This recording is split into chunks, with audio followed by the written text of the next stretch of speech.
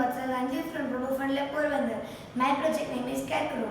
Recently, I visited the farmhouse and they interacted with the farmers. The farmers said them that the biggest challenge for them is the destruction of crops by the birds.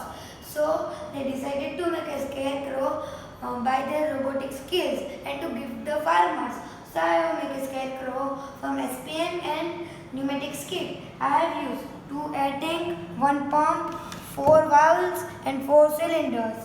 I have used 4 valves for 4 cylinders. Now these 2 valves are used to move the head up and down and side to side.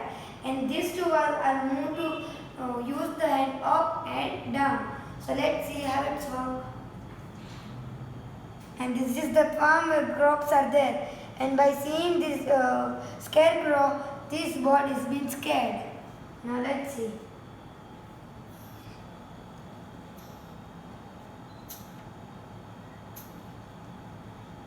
Now we will move the head.